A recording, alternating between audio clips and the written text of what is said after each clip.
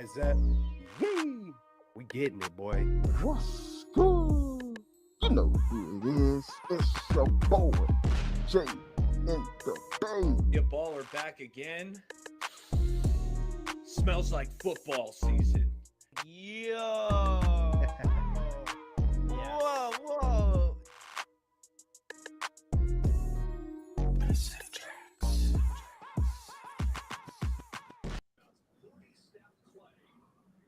What's up, 49er faithful? How's everybody doing tonight? Welcome to Straight Out of the Bay. We got Jay in the Bay. What's good? We got my man Eric, Bay Area Baller. What's up, fellas? Glad to be here. Man, so what a freaking victory Monday, y'all. What a victory Monday. The season just continues to get more and more interesting. Welcome everybody to Straight Out of the Bay. I'm gonna get to y'all real soon here. Hey, just to start it off, man, we got Raphael 562 Niners in the house saying, "In Purdy we trust." We got Jesus. We got Jesus in the house. Saludos. Yee was cracking. Raphael, we got I don't know. Y'all might have to help me with this one. Vadi the Don. Vadi the Don. What up, man? We got Yee. Hey, we got 707. Let's go in the house. Real talk. Hey, born and raised. What's up? What's up? Hey, I don't know if I've seen you before. So, hey, all the links are in the description. We're running it from all channels. So that's dope, man. Good stuff for coming through. Real talk. We got Cowboy in the house. We got Grandizer. And we got Melissa. We got Melissa. We got and that's about it for right now. It's live right now. It's live. It's on and cracking. It's on and cracking. It is Victory Monday. Yeah, man. So hey, we're gonna hop straight into it. Man, hey, Raphael hit it up right there, right away. In Purdy, we freaking trust. I mean, who would have thought it would come to this? We're down to our third string quarterback, y'all. There's so many questions. There's so many things to be hyped up about. There's so many things to, I guess, be concerned about. But I don't really feel too much concern, y'all. That's just me personally. I'll just say it short, simple, and sweet. I don't feel too comfortable, man, or too concerned. I'm just super, I don't know, man. This team has a certain special vibe to it.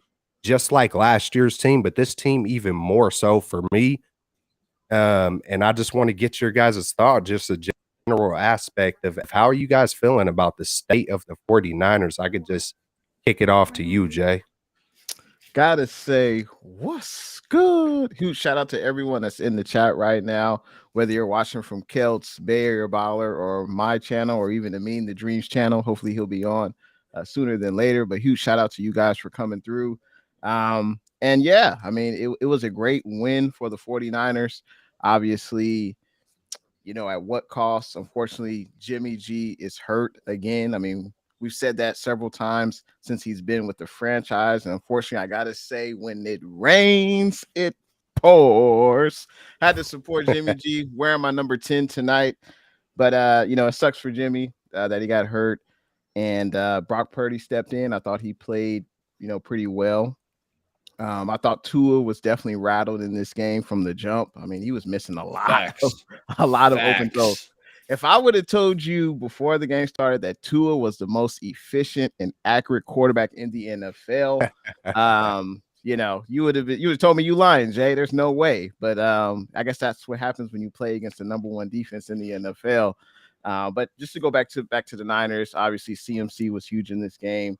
Debo, Ayuk, Jennings, the list goes on, and props to Brock for, you know, he was taking basically second string reps pretty much the entire season since Trey's been hurt, but he's been able to go against the number one defense in practice all year, and I thought he played. Did he leave some plays on the field? Sure, but I think as a rookie, as Mr. Irrelevant, you know, the last pick in the NFL draft, I thought he stepped in, and I thought he played well enough for us to win for sure. Yeah, it was a big time win. And you said it, Tua. I like me some Tua, but in that game, Tua was awful. This defense kept the Dolphins' offense. They were rattled. Tua was missing throws that I feel like he's been hitting all year, but just credit his defense. And shout out to Nick Bosa, big 97. Big 97, Nick Bosa, 3 sacks, and they weren't empty sacks. They're coming on third down in clutch situations when the Dolphins were moving the ball. He had the strip sack at the end to seal the deal. Nick Bosa, this guy is the defensive player of the year. He's been playing phenomenal ball. Dre Greenlaw, the guy who scooped up that Nick Bosa strip sack and ran it for a touchdown. Dre Greenlaw led the team in tackles. He's been phenomenal all year. Dre Greenlaw, sideline to sideline. He's flying around, making plays. We know what Fred Warner does in the middle. The defense was really good. We know the first play of the game, right? The Dolphins hit Trent Sherfield, and Sherfield took it the distance. It looked like Gibson was kind of flat-footed, and I'll get to that a bit later of how I feel about the 3 safety approach. But the Dolphins scored on that first play, big touchdown. The defense came back. The next 7 possessions for the Dolphins included 3 3-and-outs, 2 interceptions, one by Jimmy Ward, one by Diamador Lenore, and they only scored 3 points in the next 7 possessions. That's where the game was won. The defense tightened up, and the offense got some things going. Brock threw the ball 37 times in this game. And the Dolphins, fellas, I looked back at this right before this show. I was looking at some of the offensive clips. The Dolphins constantly were showing blitz, putting 6 or 7 guys at the line of scrimmage. And Purdy had to decipher who's the hot read, who's coming open. Are the Dolphins actually blitzing 6, or are they going to drop a couple back? And I thought Purdy handled it just about as well as a rookie could. So, Dang right. Jimmy G, we're going to miss you. Jimmy was playing some good ball. But, hey, next man up. And Brock Purdy, I thought he played pretty well, fellas. Same here. Hey, to your point on Tua, like, man, he was, I did a stream earlier and I was joking around, man. He was missing high. He was just high and high. This man was so high, man. He was that man was 2001 chronic high. Like, and it upset me, man, because the announcers, I swear the announcers like a good 15, 20 times. The emotions of the game. Another high pass. Oh, well, probably the emotions of the game. This dude ain't a rookie. We're not in the Super Bowl. It's called the fear of defense. It's called McDaniels was preaching to him like, these dudes are no joke. You better get that ball out ASAP. And that man was feeling the pressure. We were living rent-free all up in their head. They were doing a little bit of that talking, and they knew what it was when they stepped out on that field. And they, just like Jimmy Ward likes to say, I want you to feel me. Like we're not playing no games. Like, hey, we're not going to try to, get ourselves ejected and whatnot. Oh, here we go. Hold on. Did you just come through? I don't know if you just came through, but what's up, Amin? What's up? How you doing, Amin? I'm doing good. How y'all doing? We're doing well. Good. Feeling good. Well. Good to see you, my man. Hey, to just stick to the point, hey, we're going to get to you right after I finish up. But yeah, man, Tua was high, man. He was high. This defense, the announcers were saying something along the lines like there hadn't been 5 consecutive shutouts in the second half since like 36. Yeah, something like in the 30s. Long time ago. And Tarzan, whatever it was. And it's when you start getting in the company of 1936, like, my God, I mean, that's almost a freaking century, bro. It's like MVP, D'Amico, just this whole team, man. We got so many dogs on this team. And you look back to 2019, and this is like Bosa has hit different levels. Greenlaw, different levels. We got Fred Warner on higher levels. Like, I mean, this team is just amazing, bro. So I'm gonna just end it there.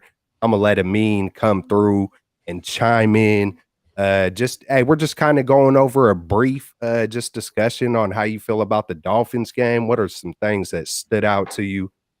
We've mentioned, probably the obvious ones on Purdy and defense and whatnot, but hey man, how did you feel about the game, my man?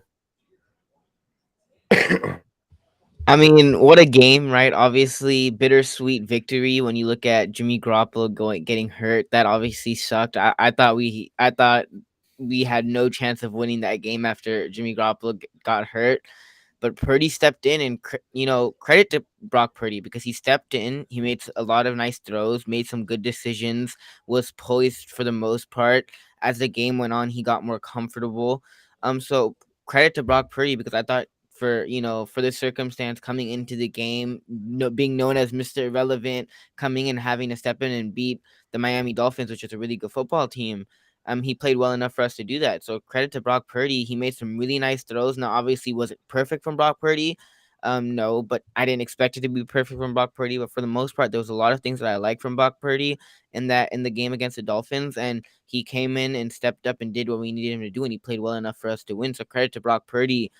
And then this defense. I mean, this defense has been dominating all season. This was arguably the second best team that you were second best offense that you were facing this whole entire year. And the Niners, comparatively to the last time they played a really good offense against the Chiefs, they stepped up and they, obviously allowed 10 points in the first half, had that one early on first play of the game touchdown. But for the most part, they bounced back from that and were really making life hard on Tua, getting after him. Bosa was doing his thing. Bosa was dominating, had 3 sacks, had that forced fumble. Bosa was doing his thing. I will say, though, I think the Niners in a way kind of got lucky. Not lucky, but I think it definitely helped that Tua wasn't on his, Tua was very inaccurate. This game wasn't playing at his best. And the Niners capitalized on that, right? They got the interceptions when Tua was, inaccurate and, sometimes threw passes a little bit high over Dolphins, receivers' heads. But for the most part, I mean, this defense did their thing. Brock Purdy did well enough for us to win. And it's going to be an interesting season. I mean, now without Jimmy Garoppolo, we'll see what Brock Purdy can do. And obviously, I don't know if you guys talked about the Baker Mayfield. I think that might be a little bit later, but that'll definitely be interesting to keep an eye out for. Absolutely, Brody. Hey, I just wanted to touch on this with you guys because when I think this is a good question, and these kind of things happen. Jesus, was Purdy playing with adrenaline? Was Purdy playing with adrenaline rush? What happens when adrenaline goes away? And I always like to say teams that lose the coach, teams that have a quarterback change, these kind of things always happen. Sometimes you see a couple games spike and then fall back down to earth.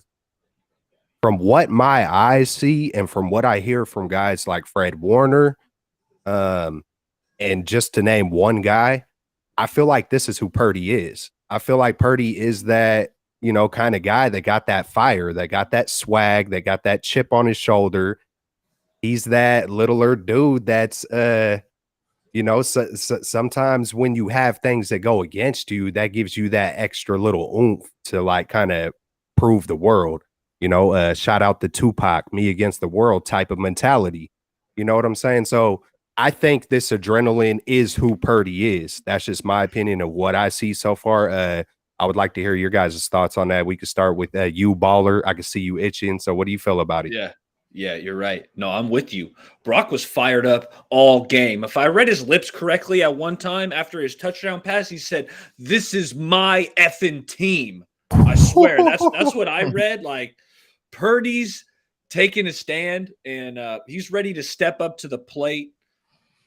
Brock Purdy, man, he was unfazed in that game. Like I said, the Dolphins were blitzing the crap out of him, and he just stood up. He was taking shots to the face, hitting Kittle down the seam, making quick decisions, and that's what needed to happen. So I'm feeling good about Brock Purdy. We did bring in Josh Johnson, who has spent some time with the 49ers. I know he was in training camp last year, and I think we had him at the tail end of what that would be 2020 as well, if I'm not mistaken. So Josh Johnson, new acquisition, is in the fold, but hey, Brock Purdy, that's our guy. How you feeling about it, Jay? About the adrenaline rush? Was that just a one hit wonder, or is he going to bring that element every time? I think for sure he can bring that element every time. I mean, we're not asking Brock Purdy to carry the team. I mean, as long as he can continue to get the ball to our playmakers, I think he'll be just fine. The offensive line was a little shaky at times, but as Bay Area Baller mentioned, I mean, he read it perfectly. He saw his his weapons out there that were open, and he delivered the ball. So I think Purdy, he played well for the circumstances. I mean, I think we should see Purdy get better as the year goes on. How much better he'll get, that we'll see. But now he's actually going to be taking reps with the first team. He's going to be going up against this number one defense, and also with the number one weapons on offense as well. So Purdy, I think he'll continue to get better. And yeah, I think Shanahan will continue to scheme up plays that gets guys open like he normally does. And as long as Purdy can deliver an accurate ball, I don't see no issues. I think we should be just fine. I got to hit up Cowboy Angel one time with the Glock Purdy. There it is. There it is. Purdy. Glock Purdy. Big Glock Purdy. Yeah, man, how you feeling? Was this just a one-time adrenaline rush, or do you think this is who Purdy is? I mean, I think this is who he is, and I think he can bring that element, every single game. Now the question is obviously, can he play consistent football? Can he play well enough for us to win every single game? And that's going to be a question, that's going to be answered, in the upcoming weeks. But Purdy did well in the one start that he got, right? Obviously against the Dolphins, he did well for the most part. I thought he made some nice throws. He would, he obviously, Baller kind of mentioned it, stood in the pocket, took a shot, hit George Kittle right in the middle of the field. I mean, there was a lot of good things to take away from Purdy's performance, and Purdy doesn't have to be phenomenal, right? Purdy just has to kind of do what we expected from Jimmy Garoppolo, which is just make smart decisions, get the football to your playmakers, make smart decisions, and don't put the ball in harm's way. And that's all we need from Brock Purdy. And that's all we, hope from Brock Purdy, is that just make smart decisions and be a good game manager, just how we kind of expected from Jimmy Garoppolo. And if Purdy can do that, and if we obviously can stay healthy, I mean, I still think this team, I don't know about Super Bowl, but I think this team can still obviously make it to the playoffs, win a good amount of their remaining games. So I think they have a good shot, but it'll definitely be interesting to see if Purdy can play consistent football, because I mean, there's a lot of quarterbacks out there. If you look at, that'll have one good game, and some unknown quarterbacks or backup will come in and they'll have one good game, and then the next week they go and actually play a good team, or they'll play another team and they throw 4 interceptions, and you're like, what happened? That was a 1 week wonder, and then he's not that guy anymore. So I'm definitely curious to see if Purdy can, do it consistently. And I think it obviously helps for Purdy to be on a good football team, which is the Niners, that has a good run game, that has so many playmakers, that definitely will help out a young quarterback like Brock Purdy. And that definitely would have helped out Trey Lance if he was the starting quarterback right now, right? With all the weapons that we have. We were talking about in the beginning of the year, right? Trey Lance coming into this team with a bunch of weapons, all these playmakers. The same thing, applies kind of to Brock Purdy, because he obviously is a young quarterback. Mr. Irrelevant, was the last pick in the draft. It obviously helps to have so many weapons in Ayuk, Debo, Christian McCaffrey, and I think that definitely will help him out a lot. And he doesn't have to be, the primary guy in the offense. He just has to, make smart decisions and play clean football. absolutely. I would just mention Purdy is talented. I know he was, the last pick of the NFL draft, but he's played a lot of games at Iowa State. I think he started all 4 years of his career. You look at his passing records at Iowa State, pretty much every passing record there is, his name is next to it, Brock Purdy, that is. So the guy is talented. And what stood out to me was he didn't look rattled. Like to me, he didn't look like a rookie, honestly. Like he looked poised. I think he can only continue to get better. And I don't know how you guys feel, but I think Miami was the toughest opponent we'll play the rest of the year, in my opinion. But I know Seattle on Thursday night, I think in 2 weeks will be tough. But I think Miami definitely had the best offense. I think that we'll see for the next, for the upcoming weeks in the game. But yeah, Purdy looked poised to me, and that's why I'm not really concerned. Now, once we get to the playoffs, that's a whole different story, but I think he should be just fine. Hey, man, just to throw it on there. Hey, Garoppolo did set the bar pretty low, you know, when it Hella comes high. to He the set that thing hella high. when it comes to the playoffs. When it comes to the playoffs, he set that bar pretty freaking low, man. Hey, but so I mean, hey, but you made a great point, Jay. Like when you play that many games in college, because he did look poised. Like, I mean, you know, third and long, and he was not afraid, bro. He was not, the moment was too big. And Kyle Shanahan was not afraid to have trust right away. That man was putting trust. He seemed like he trusted him more than Jimmy. You know, 3rd and 1, he didn't run it up the middle. He did a little bootleg and got the first. Like it was just, it matters though. And I'm not gonna, hey, look, I feel like Trey Lance is definitely a better talent, obviously, for all the obvious reasons. But when Trey Lance first came in, and y'all know I'm a big Trey Lance guy, he did look more shaky when he played his first game. You know what I'm saying? When he was having his first couple of reps, but that just goes to show that if you're playing a ton of games, it matters. Look at Justin Fields. He's doing obviously much better because he's played a lot more games. You know what I'm saying? But you know, I'm never gonna be one of those guys. It's Purdy over Trey or something like that, because you hear a lot of fans, man. They're like, "Hey, this is Purdy's team now." You know, man, people love to hate Trey, bro. Yeah. And I think we all kind of know. It's like if a lot of these Jimmy guys, man, they will find any way to possibly hate on Trey, bro. It is off the hook, and you know, like, I'm gonna keep it real, man. Some of it, in my experiences, I'm gonna only speak for what I've experienced throughout Facebook and through certain things. There is some racist folks out there. I mean, it is what it is, and it's facts. I've seen it. I've dealt with it even before Trey Lance. I've personally dealt with it myself, regardless of what I look like. I've had my own experiences with it. It's in the world. And sometimes we like to shy away from talking about these kind of things. But, you know, this is something that's been happening for thousands of years.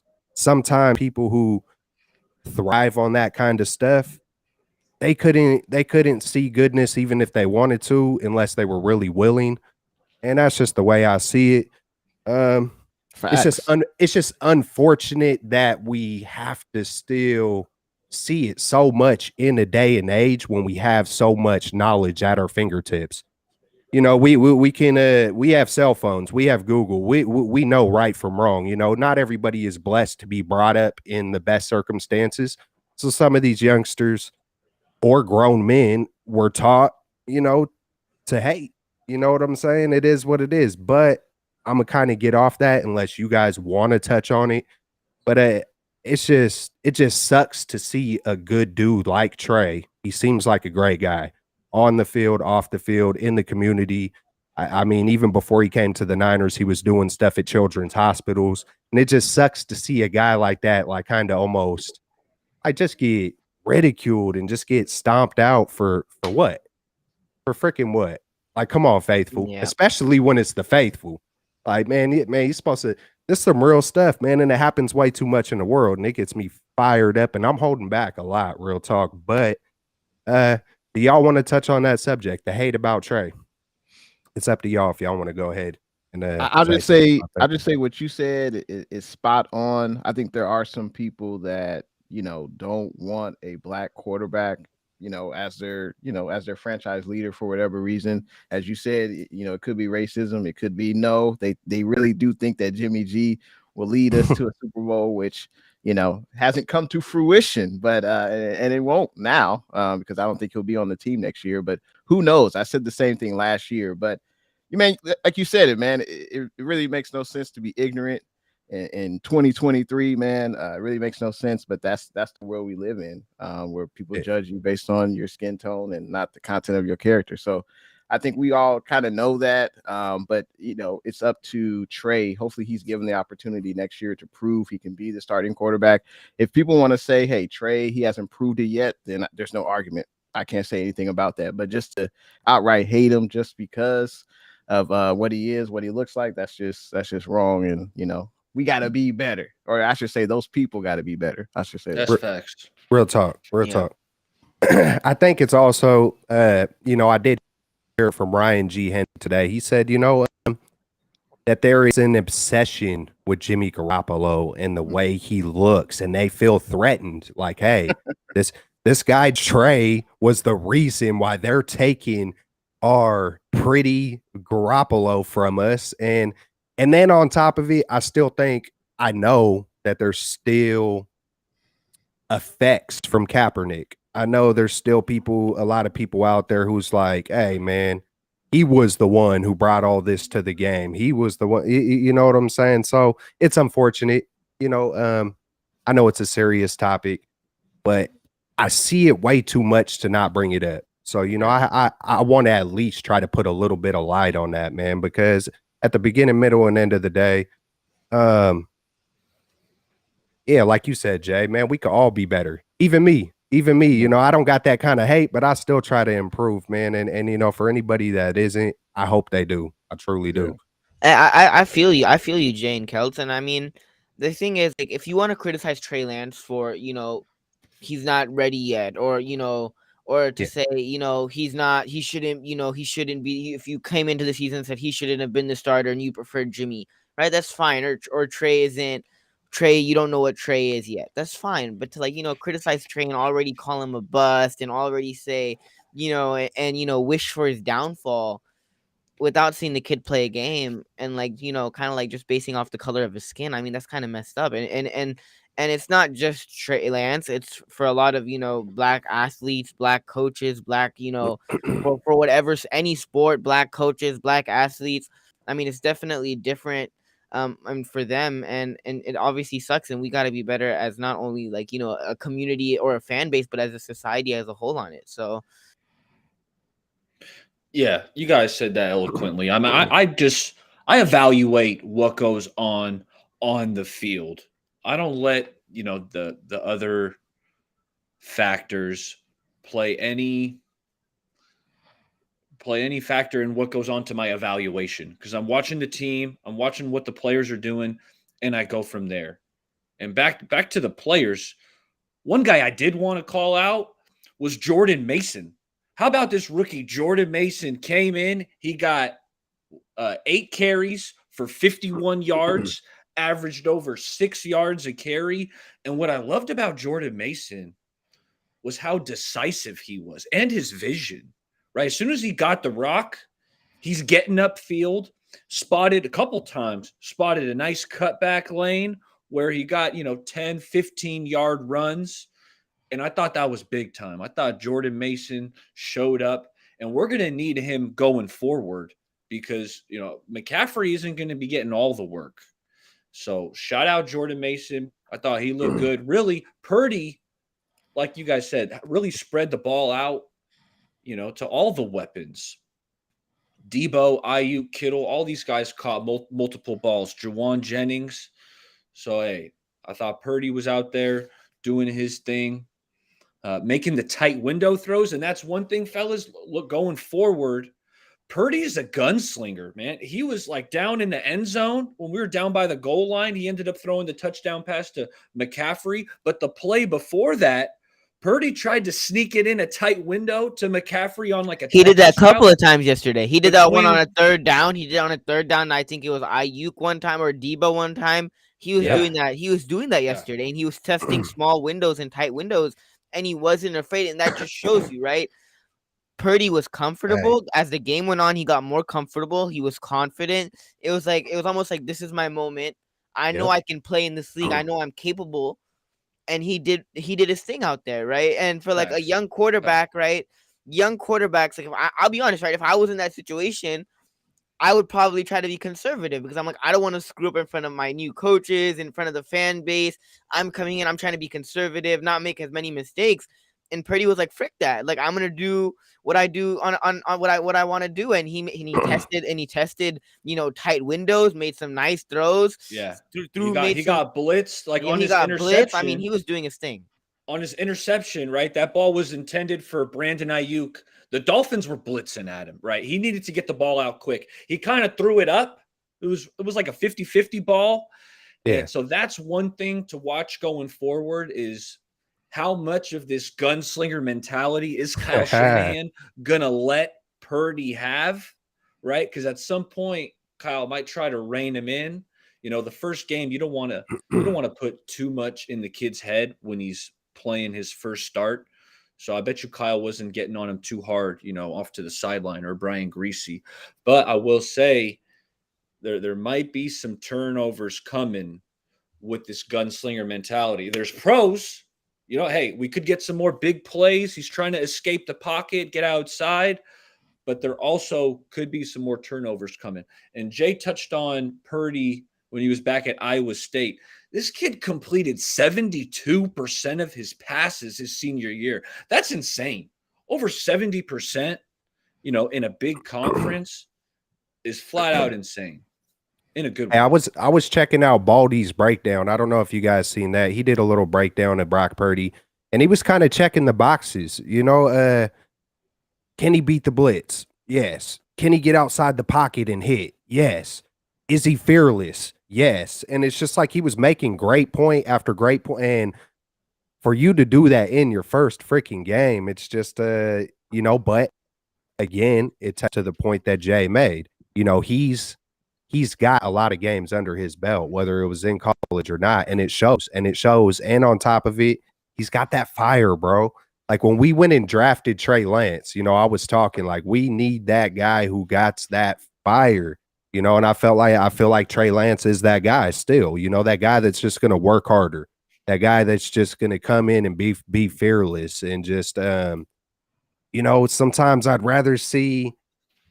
I'm not trying to personally go at Jimmy for the way he handles his business, but just that, you know, I don't want to see a whole bunch of smiling from my number one on the team. You know what I'm saying? I want to see, you know, some ferociousness even out of the quarterback. You know what I'm saying? And I love to see it. If you want to touch on that, Jay. No, absolutely. But first, I gotta say what's good to everybody watching tonight. Whether you're watching on Kelts, Amin, Bay Area Baller, or my channel, we appreciate it. But Bay Area Baller touched on CMC. You know, when you're only averaging about 3 yards per carry, we definitely don't need JP Mason in there. He's definitely got to get some more carries. But I wanted to touch on, because it's funny, because me and Bay Area Baller, we talked about that last week's show about CMC not really. Yeah. He's a great all-around player, but as far as running up the gut, it's not really his strength. Like, he's a tough runner. There's no doubt. He's one of the toughest guys on the team for sure. But he'll juke you. Jay's not saying that. McCaffrey will juke you out of your shoes. Yeah. But keep going, Jay. But I was frustrated. Up the middle, he's not gonna run off those. Like, he didn't have really those carries that JP had. Like when JP, he had a few carries that kind of went outside the guard. You know, where he had a few big runs. I think they were like 10 to 12-yard runs. McCaffrey doesn't really have that when he does those similar runs, but there's no doubt he contributed in the receiving game, of course. And he's just an all-around weapon for Brock Purdy, you know, in the future. But I wanted to mention you know, Robbie Gould. I don't think we would have won this game if Robbie Gould didn't take care of business. He added 15 points. Also, Ray McCloud. We don't really talk about special teams unless they screw up, really. But Ray McCloud, he had 2 kick returns, averaged about 25 yards. That's okay. But he had 2 punt returns, averaged 17 yards. So that's pretty good with getting this offense in better field position. And also, we got to talk about Mitch. He had 2 punts that he punted in the 20. So special teams, field position, that's something that doesn't really get talked about a ton. I just wanted to bring it up because those guys they're doing pretty well. Because last year it was a stark difference compared to at least in the last few games this year for sure. I think he became the 10th. Didn't he just like hit like a milestone on becoming like the 10th most points? But you know, I brought it up in my Janikowski. Yep. Yeah. Top 10. So Robbie Gould is top 10 in NFL history in points scored, field goal percentage, and field goals made. And he's got 1,919 total points in NFL history. So that's 10. There we go, Robbie. Yes, sir. Hey, real talk. Hey, always, it never matters. Excuse me, real talk. Hey, y'all take it off. My daughter just had me cracking up. I hate to, you know, be negative, but I'll be honest, yesterday watching that game, when Jimmy Garoppolo got hurt and he went down and he was on the cart, instantly I was like, man, it sucks being a young Niners fan. Like, it sucks. Like, the Super Bowl, NFC Championship game. Now, Jimmy Garoppolo gets hurt in 2018. You're like, okay, first year of Jimmy, what's going to happen? Gets the extension. Jimmy tears his ACL. You're like, great, have a mediocre year. 2019, make it to the Super Bowl, lose that Super Bowl. 2020, another injury-riddled year where you have high expectations. You just came off a Super Bowl, coming short of winning a Super Bowl. You have high expectations. Team deals with injuries again, struggle again. They don't make it to the playoffs. 2021 NFC Championship game, 5 minutes left, up by 10. You blow a 10-point lead. Tart drops the interception. You lose the NFC Championship game. And instead of the Chiefs being in the Super Bowl, it was the Cincinnati Bengals, who you beat in the regular season one time before. And then again this year, I mean, we were looking forward to seeing Trey Lance. I was at that game. Then Trey Lance goes down. And then Jimmy Garoppolo comes in, and Jimmy Garoppolo started to look good, started to get more comfortable in the system. And then he gets hurt. And you're like, oh my goodness, like, can we get a break? Can we catch a break? Can something go right for this team? It feels like every year, like, when we're riding high or something's going well, like, it all has to, just crash at the end. Like, it just, the car just has to break down right at the end. And it sucks. Like, I know a lot of you in the panel have witnessed, like, a Super Bowl or a Warriors championship, so at least you guys have seen championships. I'm sitting here like, man, like we were about to reach the top of the mountain, and then you just fall right off, and you're like, and then you have to start all back up over again the next year. I mean, I think it could be a blessing in disguise, honestly. Like, it's so, isn't it funny how it happened? It's not funny that no one gets hurt, but on the morning of the game, there's a report out that said, oh, 49ers may be interested in bringing Jimmy G back. Like, what the hell? Like, man, I put a tweet out and I deleted it because it was just too fast. It was too fast, too much. But when it happened, I was like, man, this is all your fault, Ian Rappaport. Look what you done did. Right. Like, but it is ironic. It's like they just, and then look at what happened to Trey Lance. It's just so hella ironic, man. It's like, y'all have heard me talk about, Bob Greasy came back in 77 days. Yesterday was the 77th day of Trey Lance healing process versus the Dolphins. Like, I feel like that's pretty ironic. You feel me? And then coincidentally enough, freaking Jimmy breaks his dang foot. It's just like, I don't know, man. And then Purdy comes through, Mr. Freaking Irrelevant. He comes through and shines, bro. Like, I mean, we all kind of seen it in preseason. We heard there's a reason why they kept him and didn't keep Nate Sudfeld. I mean, he beat out some veterans. You know what I'm saying? He's man, he's coming through like David and Goliath status. You know what I'm saying? That's just the way I kind of view it. Sometimes you have that underdog mentality, and you got, man, I don't know, or I do know. I feel like we just have a special team, and their confidence is on an all-time high. Like, we're on a 5-game winning streak. We're winning games 13-0. We're winning games 38-10. We're freaking, man, holding down the Dolphins. You know what I'm saying? They're supposed to be some high and mighty. They wasn't no high and, man, they was. I thought they were. They was high, man. They was on a whole different high. Sir, you know what I'm saying? Hey, man, but me made me think of something, and I want to run it by you guys, because the Niners, you're right, Kels. We got a special squad, and this team is feeling good. It's obvious, but we're in uncharted territory. A rookie quarterback has never won a Super Bowl, right? If you want to go, okay, backup quarterbacks, we know Nick Foles. Undrafted Mason.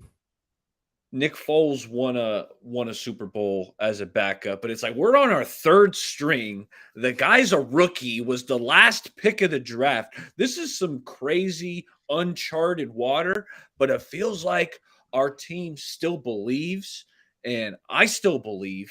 I want to ask you guys, how do you guys feel going forward with Brock Purdy? Is this team still a Super Bowl caliber team with the last pick of the draft, Mr. Irrelevant Brock Purdy? Trent Dilfer did it. Brad Johnson did it. Jim McMahon did it. Who the hell is Jim McMahon? He was just a guy. He was just a guy on a great defense with a good coach, and they ran the table. Brad Johnson, he was kind of just a guy with a great defense, with, at the time, a great coach, ran the table. Those guys weren't rookies, though. That's the only thing. Those guys weren't rookies. Okay. Kurt Warner Yeah, hey, nah, but you are right about the uncharted territories. But like a Kurt Warner felt like a rookie. You know what I'm saying? He was bagging groceries, and this man Kurt Warner pulled off. They just made a movie about it because it was that special. What else? Tom Brady was almost a rookie, right? What was he? Said year two. Year 2. I think Russell Wilson, Ben Roethlisberger was year 2. Russell Wilson was year 2. So I mean, hey, this is the type of a defense that is charting territories of 1936 and stuff like that. So if this defense could keep on holding it down, I definitely feel like it's possible. Real talk. Like that's just me personally. I'm going to shoot the shot and just say what I really feel, just because it's a special team. It just feels like they're galvanized. It feels like 2019, it's like everybody from 2019 that's still on the team is just elevated even more. Plus, we got a lot more pieces. You know what I'm saying? So it's not like, I don't know. That's the way I see it. How do y'all feel? I would say that during training camp, a few respected people in the media felt like Brock Purdy was the best quarterback in camp. Look up Larry Krueger, look up Greg Papa. They were saying that Brock Purdy looks the most comfortable and looks the most poised in camp. So that's what they said. I do respect their opinion, and I think Brock Purdy showed it this past Sunday. Now, can he win a Super Bowl? I think it's kind of it's too far ahead. I mean, I think can we continue winning games with him at quarterback is like the first step. But as far as him, I mean, we didn't win the Super Bowl with Jimmy. So it's like, can we really expect Brock Purdy to do that? I mean, I think that's lofty expectations, but this is the pros and that's what people expect. But I think I don't even really want to think about it. I just want to see, hey, can Brock Purdy put together another good performance? The Buccaneers are going to be preparing for Brock Purdy. Their defense is pretty good. So, how can Brock Purdy play against the Tampa Bay Buccaneers? How can he play on a short week versus Seattle in Seattle, and they're trying to go to the playoffs? So I think we got a long way until we get to that playoff talk, personally. I can't wait, bro. I can't wait to see. I can't wait to see him like go to Seattle, man. I don't know, man. I agree with Jay. I think Purdy is real, but go ahead.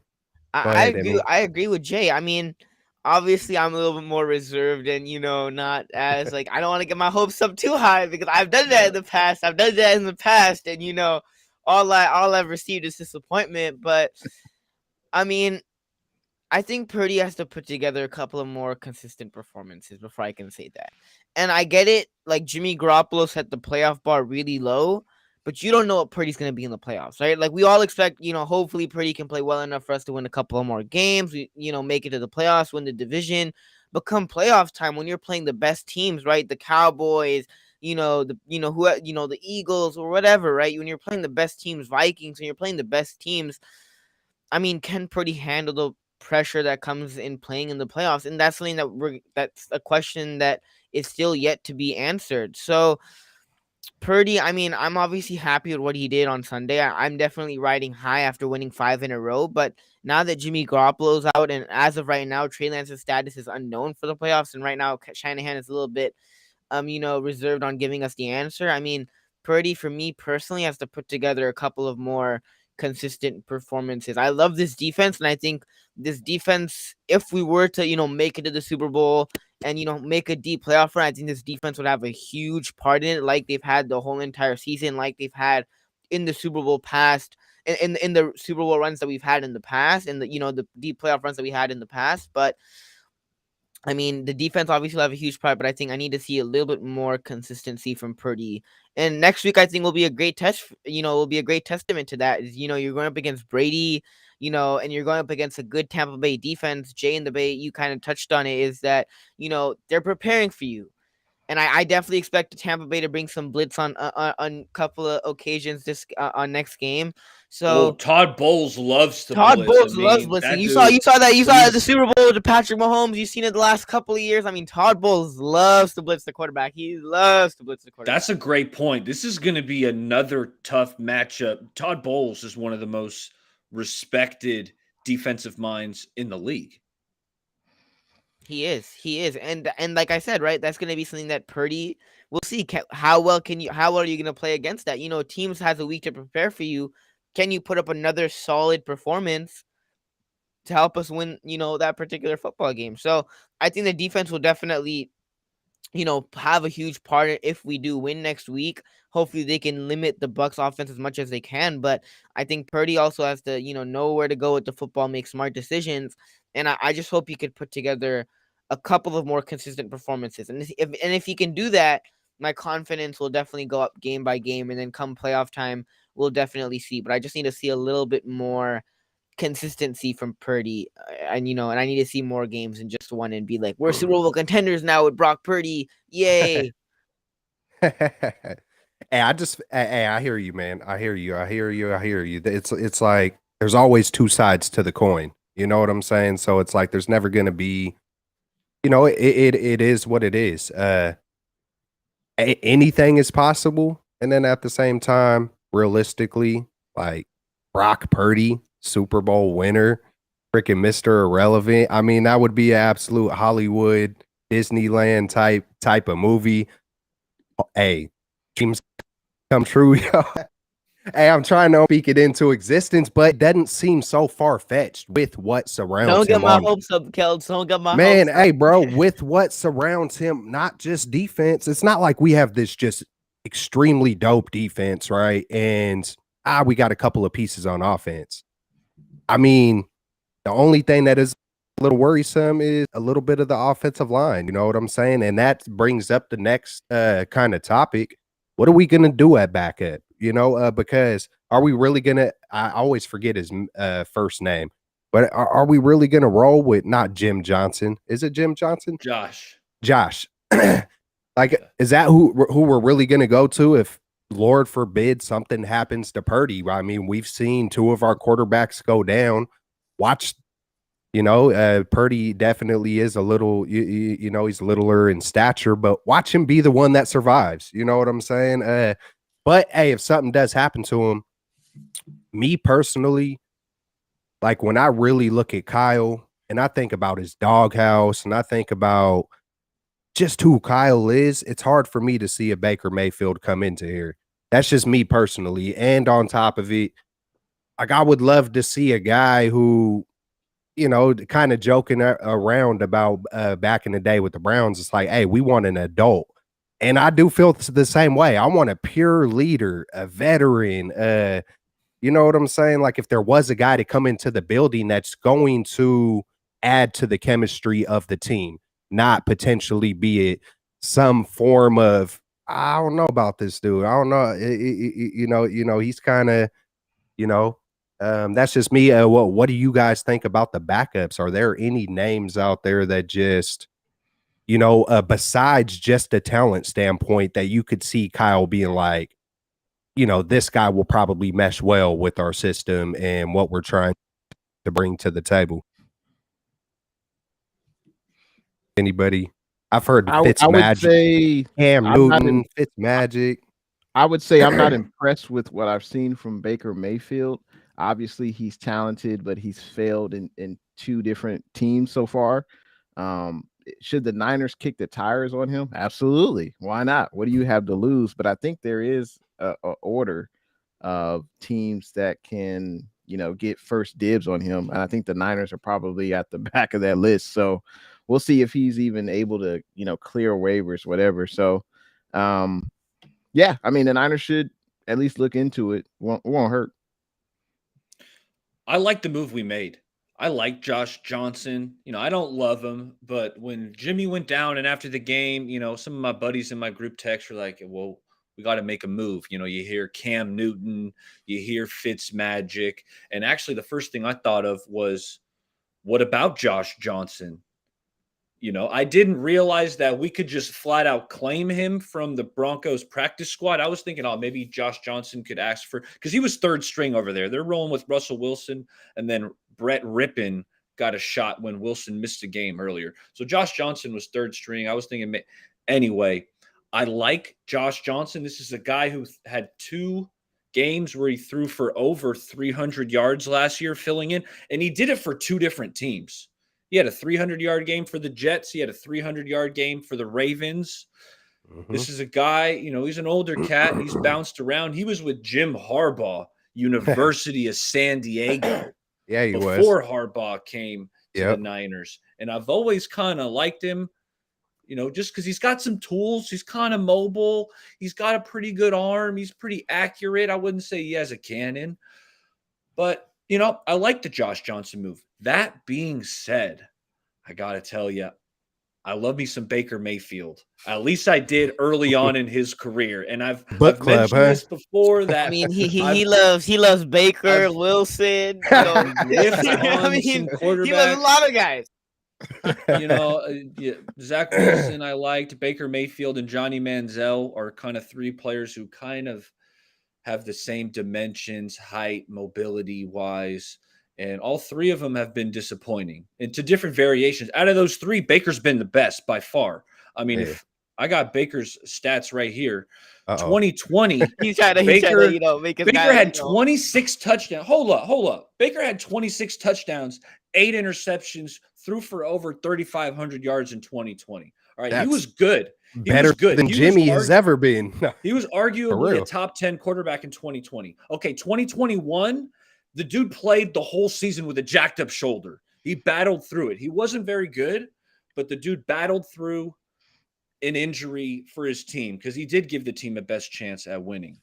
Then this year, there's no excuse. I can't give you nothing. He sucked this year. He was atrocious. He was bad. That coach also got fired after like 4 games. So basically, I'm giving you all this information to say, if the 49ers brass want to bring in Baker Mayfield, I'd be all for it. But I can't sit here and pound the table and say, hey, we need Baker Mayfield. No, I can't do that. He hasn't been good enough for me to do that. But if they wanted to bring him in and thought he could provide, an upgrade to the backup quarterback position, because Brock Purdy's going to be on a short leash, fellas. Let me tell you, he's going to be on a short leash. If he starts screwing up, I wouldn't be surprised if we see Josh Johnson, maybe not this upcoming week against the Bucs, because Josh has to get up to speed with the playbook and whatnot. But if Brock Purdy struggles, there will be a switch at the position. Really? I think so. I like Josh Johnson. I'm high on Josh Johnson. I mean, Baker's high. I mean, Baller's high on a lot of quarterbacks. Baller's had a lot of quarterbacks in the league. But I'm high on Madden too. When I kick your butt, I mean. Oh, okay. I see where we're going there. It's been months, bro. Like it's been months. I haven't played that game in a long time. After the last time I got that butt whooping from you, I had to take a break. It took me. I had to recover. Okay, I had to go recover from that. It was rough. It was rough. My confidence was high going into it, and then Baller turned out to be a semi Madden pro, and I was just like, oh, never mind. I should have. Jay, we got hot diggity dog. No. Hey, I'm gonna let you take that one, Jay. I think this might be one of your people that came and donated to the stream. I need to get some effects like you got Bay Area with the dollar bills raining down. I don't got nothing set up for donations because I can't even get that yet. But take it off, Jay. Yeah, appreciate you, Blue True Hot Diggity Dog. She says, I love Purdy's post-game comments. He said he wasn't shaking in his boots. He was ready for the challenge. And that's the thing. You have to think it before you achieve it. And you could tell Purdy, he was just poised, man. He wasn't shaking. He was ready for that moment. And he rose to the occasion. And we're going to need him to do that every game this season. So, yep. And we also, man, we did something, man. Just even hearing you start to spit it a little bit, Jay. Man, we did something. I like they mollywopped to the Dolphins. We mollywopped the crap out of the Dolphins, but you say it a different way if you want to throw that in there. Oh, we beat the brakes off them good old Dolphins. That's what we did. Yes, we did, man. It's just like. What a special freaking win, though, bro. It's like, man, I almost can't even get over it. And then to see people like Jimmy Ward having the Superman interception, to see Lenore. Didn't Lenore get his first pick? I mean, He did. And then to see Armstead, how big of an impact was Armstead? Maybe the main reason why Bosa played his best game of the year with 3 7 freaking forced fumble because Armstead was out there commanding double teams. You know, it's just man, it's coming together, bro. But hit it up, I mean. I was just gonna say before I go, Jay, can we get a when it rains, it pours? I love when Jay says rains, it pours. Yeah, I said that at the beginning of the show about Jimmy G.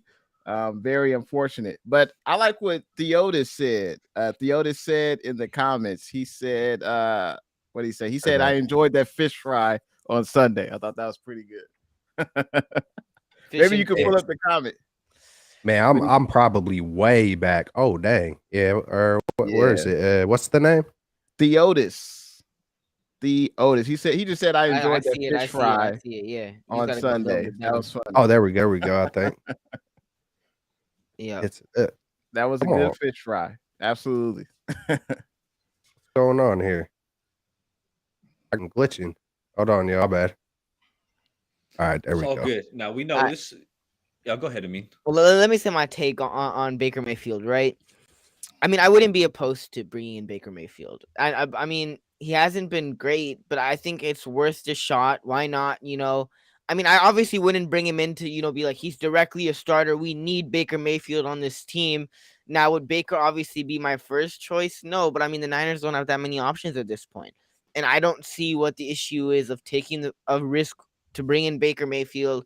He's only $1 million, you know, salary, and bringing him in, that's the cost. But I wouldn't mind bringing him in as a backup. He learns the playbook. And just how Jimmy was insurance for Trey Lance at the beginning of the year, you bring in Baker Mayfield to be insurance for Brock Purdy. And if Brock Purdy either struggles or if Brock Purdy gets hurt, I mean, I do like Baker Mayfield's upside on this team. I mean, if you look at the Carolina situation, I'm not a huge fan of Baker Mayfield. So, like, I'm not saying I'm not a huge fan of Baker Mayfield. I've never been a huge fan of Baker Mayfield. I don't like the personality at all whatsoever.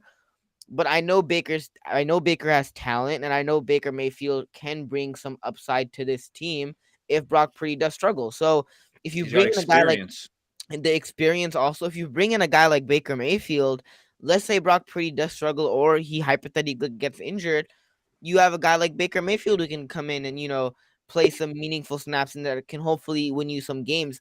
And if you look at Baker Mayfield in the past, he obviously had that one good season with the Browns. Next year, dealing with a shoulder injury and dealing with a bunch of injuries, trying to play through it, which a lot of guys, you know, it's hard to play through injury, especially with your shoulder. I mean, it's hard to play through that injury because you need your shoulder to throw the football. I mean, that's a difficult injury to play through. He played through it. He obviously didn't have the greatest season. And then he went to Carolina. Carolina's a dumpster fire of a team. I mean, they fired their head coach. They're going through a whole rebuilding process. They're, you know, a dumpster fire of a team, an organization right now. So, I mean, Baker Mayfield isn't in the greatest situation. So if he falls down the waiver wire list and you know, the Niners do have the opportunity to pick up Baker Mayfield, I would not be opposed to it. I would love to bring him in as a backup. He obviously brings that veteran, you know, leadership and experience to this team. And if Brock Purdy does struggle or does get hurt, you have a guy like Baker Mayfield who can come in and hopefully, you know, show some promise and play well enough for us to, you know, win football games. So I would definitely not be opposed to bringing in Baker Mayfield. And if the Niners do get the opportunity to go pick up Baker Mayfield, I honestly would love to see it. And they asked Kyle Shanahan today in the phone interview. They said, "Hey, any interest in Baker Mayfield?" And he was like, "Oh, you know, I like the guys we have, but you know, we'll talk about it," is essentially what he said. But here's the thing. He wouldn't broadcast to all 30 to 31 other teams that, yeah, we want Baker Mayfield, we're interested, because then what? Some team's just going to block you and just claim him in spite was what I would think. So while Kyle Shanahan sounded lukewarm on Baker today, you know, I don't think he's showing his cards. Hey, the one thing that I will say, because I'm more like on that point of what Amin was saying, just from a professional standpoint and whatnot. But I do feel like if a Baker Mayfield did come to the 49ers, I think we got our locker room is so galvanized and, you know, the way we're running our ship. I feel like, you know, regardless of who he was and how he was, you know, he would be here for such a short, limited amount of time. He would have no choice to fall into place, or you're going to get put in a doghouse, like one way or, You know, and it's you're going to be on the bench regardless. Like if who knows how it's going to play out. Hey, to be honest, who really knows still about Trey Lance? You know what I'm saying? Just like you said about, hey, is Kyle going to give up his cards on Baker Mayfield? He's probably not going to give up his cards on Trey Lance either. So far, it's what the doctors are telling him, you know, and those things switch. Maybe they're telling him that that's what it is right now. We don't know, you know, maybe Shanahan does know that in 2 weeks he will be cleared, but right now they said no. So Shanahan's that type of guy. Well, technically, right now they did tell me no. Am I going to tell you guys that 2 weeks ahead of time? Hell no, I ain't going to tell you guys. Why? What? So people could start game planning. Oh man, here comes freaking Trey Lance. He's going to come ride it out in the playoffs. Like, yeah, people right now will say, hey, that's a dream. It's done. Don't want to hear it. It's Purdy season, one game at a time. Let's stay in the moment. But, man, we have seen with the 49ers that there ain't nothing for sure. We were for sure all dead set that Jimmy wasn't coming back this year. He came back. We almost all got to a point to where Debo might not be on the team. He's back. You know, it's this 49ers, hey, we stay in the headlines. There's nothing for sure. But one thing that is for sure, we got a great freaking team. And so I'm juiced up. I'm juiced up about it, man. And at the same time, I want to give some props to Kyle. Kyle. I was stupid hard on him earlier in the season. Maybe it was hard love. Who knows what it was? But yeah, just to show, man, I love when I see a guy put trust in people. Because if you don't got trust, you don't got a relationship. You don't got a relationship. You don't got a team. You know, so that's just the way I look at it, man. And it feels like, hey, man, he did a great job yesterday. He did a great job the week before. He's been, you could see this team building momentum on all cylinders, firing on all cylinders. I got a question for the straight out of the Bay crew. If, let's say, Purdy starts the rest of the remaining games in the season, and let's say we go, I think we have 7 left, 6 or 7 left. Let's say we go 5-1, 6-2, whatever, right? And Trey Lance, he's available to play the first playoff game for the 49ers. Let's say he can start the game. He's healthy enough to start. What would you do? What would you guys stick with Brock Purdy, or you would start Trey Lance? I'm just curious. I'm sticking with Purdy. Sticking with Purdy? You're telling me he only lost 1 or 2 games? Yeah. I'm sticking with Purdy. That makes sense to me. I agree with Baller, and then it also depends, I would say, on if he practiced that week. Because if he didn't, practice that week and he's just available on a Sunday, didn't get the grasp of the game plan that specific week, and you're just throwing him out there, I mean, that's not putting your quarterback in the best position to succeed. So I wouldn't do it. It would have to be injury, because at that point in time, Purdy has more college experience, more NFL experience. You know what I'm saying? He's winning games. He ain't rattled. You come back from an injury like Trey had, and then plus you mix in lack of experience. Yeah, man, it's got to be Purdy at that point. I mean, the only thing I'm talking about when it comes to Trey Lance is, if it come to injury, if it come to, Purdy's not panning gold out. You know what I'm saying? It's like it would have to be, like Kyle Shanahan said after the Cardinals game. Matt Mayoko asked him, what are the chances, if you activate and Trey, and Kyle said something drastic would have to happen. That was just a couple of weeks ago. And something drastic happened. But right now, all is well if Purdy's doing well.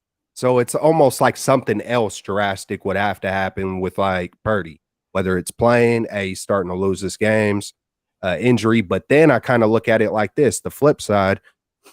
Do you really want to throw Trey in there to try to save the season if Purdy's losing a few games? Let's say Trey does get medically cleared. Are you going to try and we lose?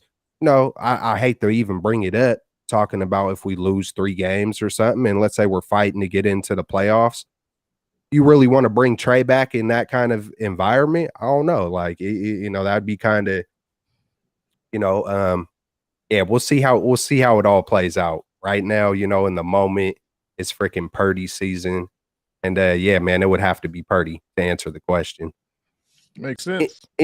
Anybody else got questions, or is there anything we haven't touched on? I'm trying to look at I some of want to these. say something. I don't know if you guys talked about it when I wasn't here, but credit to Shanahan because those two challenges in the game, two Yep. crucial challenges in the game. I don't know if any of you guys Wow. talked about it or touched on it, No. but the two crucial challenges, one of them was to Gesicki, which I didn't even know. I thought it was a completion, move on. I thought it was a Dre Green- catch. Yeah, I thought it was a catch. I mean, Dre Greenlaw was great in coverage. Like he was there the whole way. He did Greenlaw's whatever dope. he could to try to knock that ball out and try to, make that an incomplete pass. And I was like, credit to Greenlaw, but Gesicki had a grasp on the ball, and that's the first down. I didn't see it until Shanahan called the challenge, and you saw the other side of the replay from another angle, and you were Yeah. like, dude, he didn't even have the ball. And it was funny because Mike McDaniel was yelling to the refs after that play, like he was furious. Wes Welker was furious. Jay knows what I'm talking about. McDaniel was pissed as if like they got like cheated or something. Like, no, it was obvious that wasn't a catch. Like, I don't Yeah. understand why McDaniel and Wes Welker were so upset. It wasn't like you got cheated. Like there's no way that was a catch. He didn't have full possession of it going into, going out of bounds, and it also hit the floor out of bounds. Like that's not a complete catch in any universe. So like I don't understand why McDaniel was so upset about it. And the other one was to Trent Sherfield, third down. Yeah. They got the first down. And That was the even tougher one. Actually, That yeah. was When the you even saw the tougher one. replay of the Yeah. Gesicki one, it was like, okay, no, that ball hit the ground. Yeah, But that was the even the tougher other one. challenge was That was tough. phenomenal. That was phenomenal by Shanahan. And realistically, I mean, the game, we could have lost that game if it wasn't for those two Shanahan challenges. Because realistically, they would have picked up the first down on the other one. They were gaining momentum. Now, obviously, we don't know what would have happened at the end of the drive, but even the Gesicki one, they were near, in our territory, moving the ball downfield, and Niners, got that crucial challenge and made the stop on fourth down. So credit to Shanahan for those two challenge calls that got overturned, because I mean that played a huge pivotal role in us getting the victory. Hey, even the announcers were like, man, they're putting it up on the big screen. Like, what are they like kind of talking about? But I want to throw up a picture real quick. I wish I would have took the time to see like who made it. I know it's just a quick little picture, so I know they're probably not worried about it, but I just wanted to throw this up for y'all real quick. There it is. There it is. Y'all can see that, right? Yeah. Yeah. Yeah. Just that look, man. I think that was the look. I think that's when like he was looking up to see if it was a fumble from Tua, if I remember it right. But it's just like, hey, that's the look right there, man. It's just like, but to hit what you were talking about, it's like, what was y'all really arguing, man? It's like, I don't know. I don't get that one. It's like, I think he was mad that he didn't get his way. I think that's what that came down to. And credit to Drake Jackson on the play before. Yeah. The Finns, they were driving down the field. It was still a one possession game. Drake Jackson puts his hand up, bats the ball down at the line. He did the Dikembe Mutombo. Yeah. Then it becomes a fourth down. So that was a huge play as well. So real talk. Hey, And man, yep. Is And there, one more. it feels like I got somebody on defense, but I want to say one more thing about McDaniel. I will give McDaniel credit because I think he had a good game plan coming into it. I think Tua, where it was inaccurate a lot of times on a lot of the play calls. The receivers were getting open. Receivers, there was plays where Tua was wide open. There was plays where Tyreek was wide open. Jalen Waddle was wide open for big gains. Tua would just miss him. One thing that I really liked from Mike McDaniel is there was one play where the Niners defense got to stop and they come on the sideline, and Mike McDaniel said he fricked up. He said he fricked up, and he held himself accountable. I don't know if any of you guys saw that, but he went onto the sideline. Tua was there. They called a timeout, and he went and he said, I fricked up. And I respect that so much out of a coach, because a lot of the times, right, and obviously in the NFL is different, but I've played team sports, and there's a lot of times where coaches are, they don't hold themselves accountable. And, but for never Mike wrong. McDaniel, they're never wrong. And, you guys should have done better. You guys are, just standing around, or you guys didn't, make the plays, and you guys didn't execute. I mean, you guys didn't execute. Bro. Exactly, right? So for Mike McDaniel, even though Mike McDaniel had a good game plan, for him to say, you know what, I fricked up and I could have done better, I respect that. I respect the hell out of Mike McDaniel for that. And realistically, the loss wasn't even because of him. Tua was hella inaccurate. He had a good game plan coming into the game. If Tua was just able to execute it, was able to get the ball to his receivers accurately and throw accurate passes and complete his passes, it would have been a completely different ball game. It would have been a completely different ball game. I don't think we'd have been sitting here on this Monday Straight Out of Bay episode talking about a Niners victory. We would be talking about Jimmy Garoppolo getting hurt and how the Niners got torched by Mike McDaniel and Tua Tagovailoa. So, I mean, credit to Mike McDaniel for holding himself accountable, even though when you could say it's not his fault. I mean, that really showed me a lot about Mike McDaniel, not only the person, but the coach also. Yeah, Kyle needs to do that, especially with these clock management issues. I don't know if you guys, if it gets to you as well, but I know we want to win the time of possession and things like that, but why are we having to call timeouts? Like, oh, there's 2 seconds left on the clock. We're at the line of scrimmage. To me, that's annoying to see. Maybe they need to get to the line of scrimmage when there's 10 seconds left on the play clock as opposed to 3. And then you gotta burn a timeout. Like that's frustrating to watch. Whose fault is that? Is it Shanahan? Is it Brock? It's Kyle, one of those guys' fault. I feel like because yeah, it's hard to say, but Brock was saying, "Hey, I couldn't get to it." Like, so maybe sometimes in certain situations, you just certain situations call it vanilla. Hurry up and get up there and do what you got to do. Right. You know, because I feel like sometimes Shanahan has 2 plays, whatever options, every motion.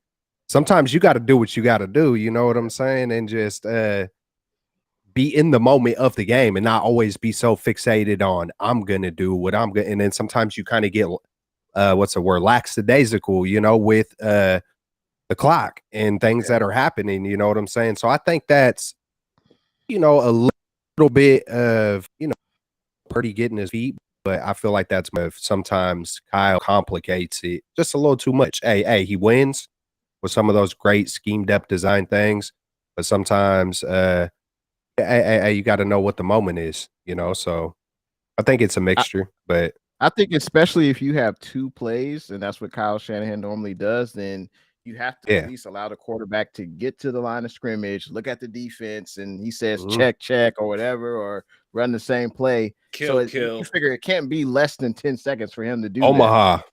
Yeah, whatever, man. But yeah, that's annoying to watch. Like that's Himmy guap.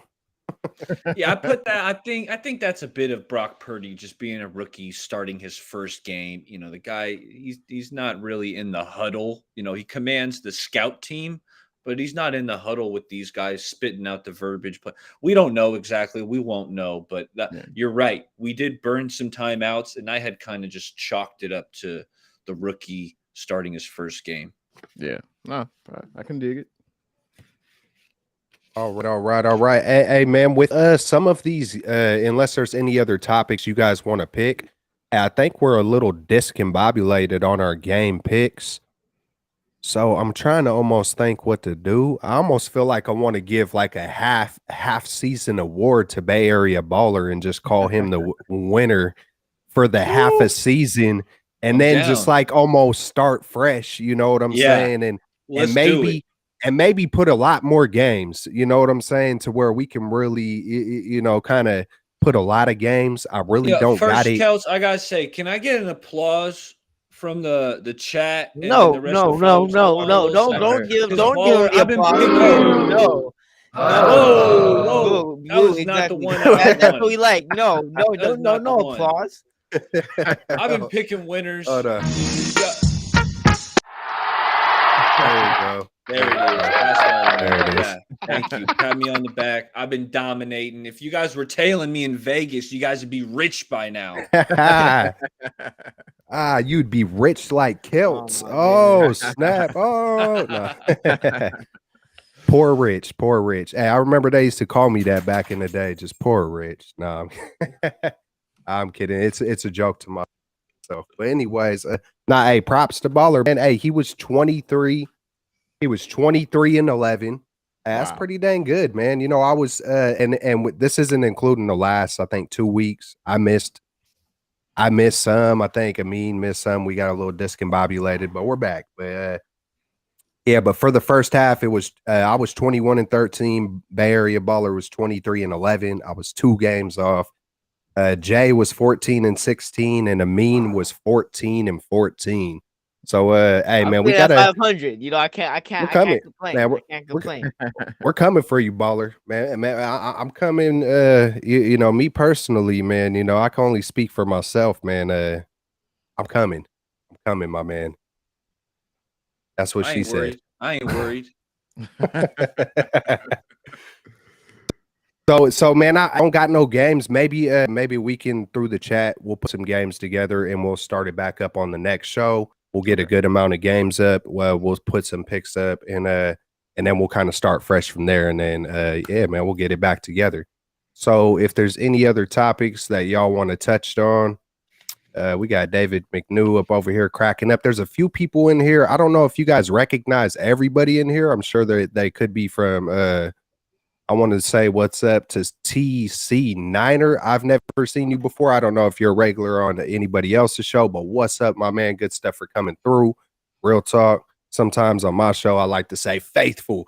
Rise up. Yee. Yes, sir. And then, hey, man, I think that's about it. We got G9 Garage in the house. Never seen you before. Good stuff for coming through. Straight out of the Bay. Man, this is going to be... I got one topic for y'all. What's up with it? If any of you want to throw out a topic after this, that's fine. I mean, it's Kelt's this week, but hey, it's on all of ours. It's on all of ours, man.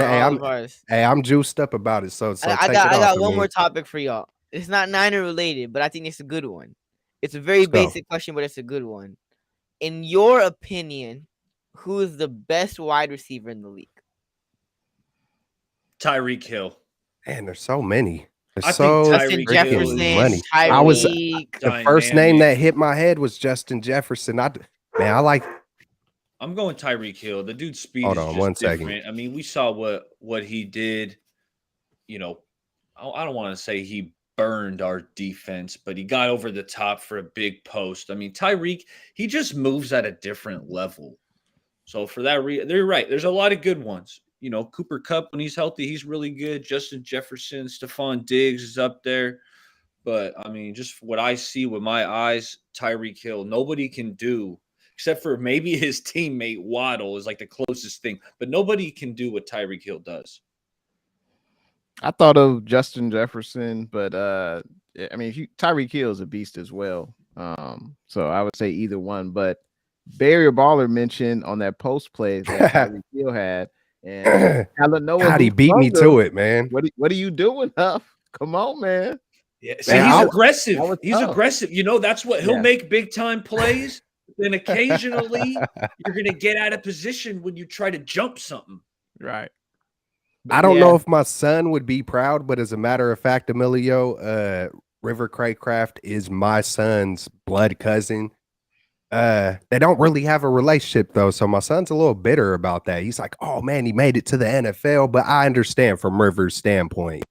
You know, sometimes families, you know, get a little crazy and whatnot. But I think that's hilarious. You know, River the GOAT, Craycraft. Yeah, man. I was gonna flip the script and say, man, Ayuk is the #1 wide receiver in the dang NFL. We just ain't seen a top-notch quarterback to be matched up with him. But I guarantee you, if we seen a damn, I'm being the homer, obviously, I'm being biased. but could y'all imagine seeing a Josh Allen, like how Josh Allen is paired with a Stephon Diggs? I like Diggs too, man. Could you imagine, you know, him being paired up with a consistent, like year after year build, you know, chemistry with the top 5, top 10 quarterback? I think Ayuk, from a physical standpoint and now mentally as well, it just feels like he's got it all. But like Bay Area Baller said, I mean, you can't replicate a Tyreek Hill. I mean, you know, he's kind of one of one. He is different in his stature and everything. Me personally, I've always been a huge Jerry Rice guy, so I kind of like those just more you know, taller dudes. Like I loved watching Randy Moss play. You know, I love you know, things that, you know, that flashy Justin Jefferson type stuff. Or I'm thinking, hey, Devontae Adams, he's dope. Now I'd have to really sit on that, to be honest. I couldn't even just like give you, that, man, there's a lot of good ones, man. I feel like there's a good group of them. It's definitely not Chase, Cooper. he's a beast. It's definitely not Cooper Cup. I had to It's throw What about that you, one in there. Amin? It's such a tough question. I mean, It is. it's such a tough question. Like, I mean, I can't argue with the Tyreek kill because speed does kill. Like, speed straight up kills. Like, if I need a touchdown, and I need a touchdown and I'm at like the 40-yard line, like I would love to have like a Tyreek kill that would just burn past the defense and catch a touchdown for a game winner. I mean, you can't teach the speed, like Jamal said. But I would have to agree with Jamal. I mean, I think Justin Jefferson is the most complete receiver than That was the Tyreek. first guy on my mind. Tyreek, I would say, is one of the scariest players in the NFL. Like, he brings fear. If I'm an opposing DB, I'm scared to go up against Tyreek Hill because he could burn me in like less than 3 seconds, and then I have to go and try to chase him down. But Justin Jefferson, I mean, I watched that Buffalo game, and I get it, it's one game. But that Buffalo game, I mean, that one catch that Justin Jefferson had, I think it's a hot take, but I think is the best catch in NFL history. That one catch that Justin Jefferson had Versus the Bills? Yeah, versus that the was Bills, raw. I mean, That that's was raw. ridiculous. That was ridiculous. Like, Kirk Cousins threw that way up in the air. One thing I brings it will down like say, this. hey, the way it did happen, like like everything you're saying, it was dope. And just the down and distance, just all of it was dope. But it's almost like the defender helped him catch it or, helped make it possible. But that still makes it, just as freaking cool as when, who was it? David Tyree caught it on his helmet type situation. Just, yeah, it was super cool to see. God, man, I had something on my head. Oh, yeah, I was going to just flip the script real quick before we do shut the show down. I was going to talk about, man, what kind of game are we going to see with the Bucs and the 49ers? I just want to briefly talk about it. I don't know how much more time you guys got, but it's just like, man, we got Mr. Irrelevant, Mr. freaking Irrelevant going up against, arguably the GOAT. There's a lot of people who say, hey, if Joe Montana played in this era, he would have had like 12 Super Bowls, but it's Tom Brady versus Brock Purdy, and I know they're not going up against each other. You know what I'm saying? They're playing the defenses, but what kind of game are we going to see? Could you imagine Brock Purdy winning versus Tom Brady, man? Like, what kind of noise are we going to hear if that goes down? Are we going to see a 13-10 ball game? Are we going to see a 27-24? Like, what are you guys feeling? Are the Niners going to just start running the table and dominating everybody? Like how are you guys initially feeling on what's about to come? I think it's going to be a low-scoring game. I've watched a lot of the Bucs this year. In fact, probably after the Niners, I've watched the Bucs games. Just they've had a lot of nationally televised games, and their offensive line is atrocious. They were playing tonight, and they only had one offensive lineman at the same position they started the year at, and that was the left tackle. So this defense is going to be getting after Tom Brady, and they know that. The offensive coordinator, Byron Leftwich, knows that the offensive line's a problem. Brady knows it's a problem. So what do? They get the ball out quick. They're throwing a bunch of wide receiver screens and just little quick passes to the running back. I mean, Rashad White and Leonard Fournette catch a ton of balls over there, and that's because Brady doesn't have a lot of time. And now you're telling me you got Defensive Player of the Year Nick Bosa coming after you. So I'm expecting a quick passing game from the Bucs and the 49ers. We tackle very well with our linebackers. I mean, even Charvarius Ward gets in there and is physical. Diamador Lenore, like even our corners will get in there and mix it up. That being said, the Bucs, I think they do have a good defense. We already talked about Todd Bowles. So for these reasons, I think it's going to be relatively low scoring, but I'm rolling with the Niners. I thought Miami was going to give us some problems last week. I was talking to Jay about it. I said, hey, man, I'm nervous. Miami's offense is going to put up some points. Shame on me for underestimating this Niner defense. I ain't doing it again. Niners win in a defensive ball game. I think Tom Brady's going to be throwing another tablet on the ground, and he's going to get another letter from the NFL. But Tampa Bay's defense is legit. And, I don't know about how you guys feel about our offensive line, but as far as pass blocking, it's kind of been hit or miss the last 2 games. And the Bucs have some guys on their defensive line who could definitely get after the quarterback.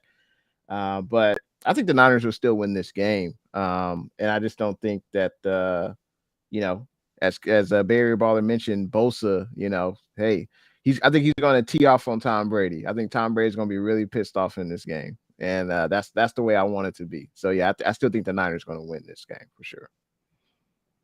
Absolutely, absolutely. I just want to hit up. I just want to do this one more time, and I do want to let people know, just in case there's anybody sensitive to guns and whatnot. I am not promoting any kind of violence or guns or anything like that when it comes to Glock Purdy's. I'm well aware with what happens throughout the world. I have faced traumatic situations as well, but I mean this in no kind of way. But I do want to say, as long as Glock Purdy has one in the chamber, I just let it be known one time.